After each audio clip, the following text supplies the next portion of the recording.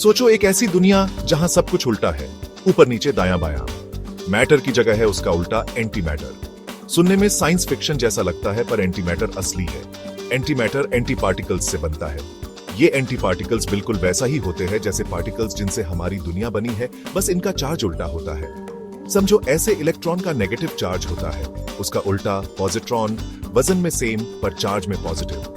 हम रोजमर्रा जिंदगी में एंटी मैटर नहीं देखते, पर यह ब्रह्मांड को समझने के लिए बहुत जरूरी है। एंटी मैटर की कहानी शुरू होती है 1920 में फिजिसिस्ट पॉल डिरैक के साथ।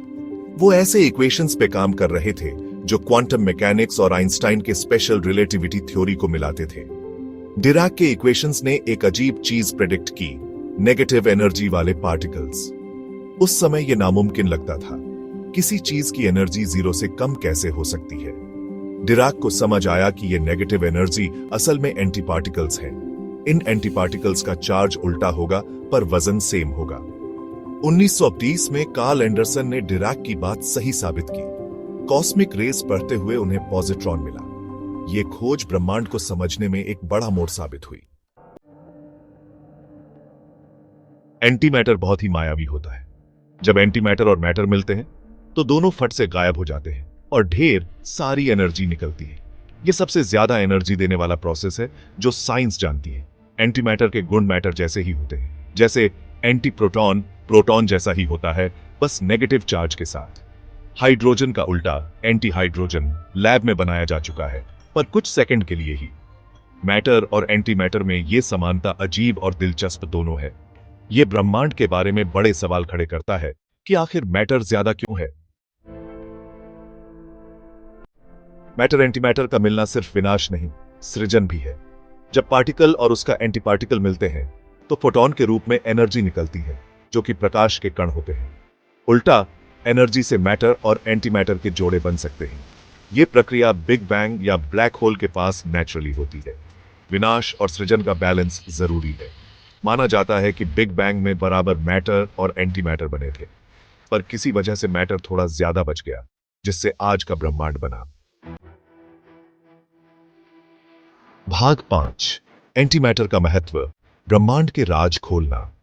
एंटी मैटर सिर्फ थ्योरी की बात नहीं है, ब्रह्मांड को समझने में इसका बड़ा रोल है।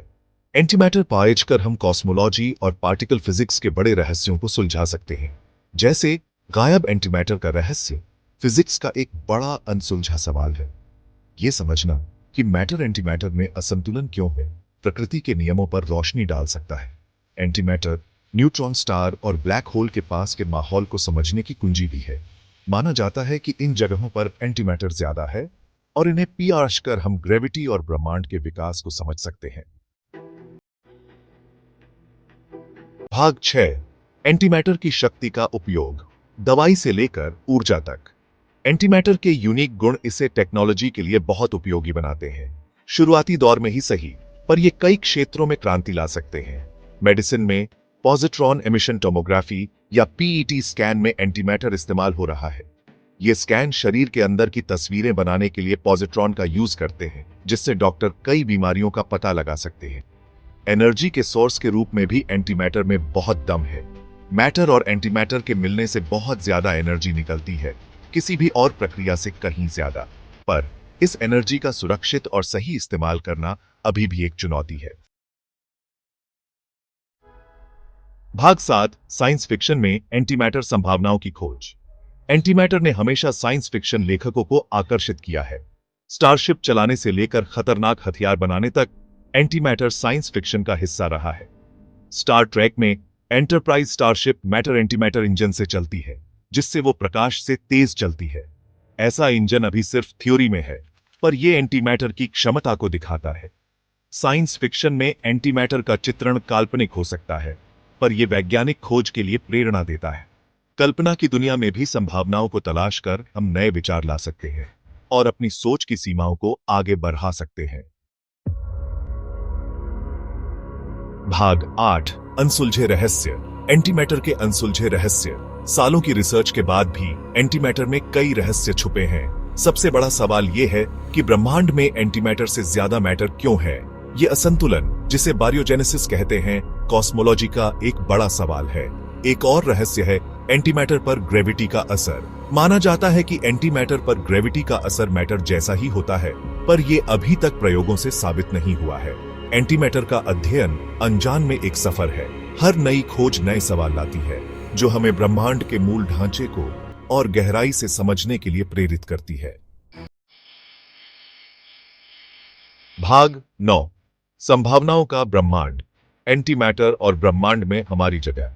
एंटीमैटर की खोज ने ब्रह्मांड के बारे में हमारी समझ बदल दी है।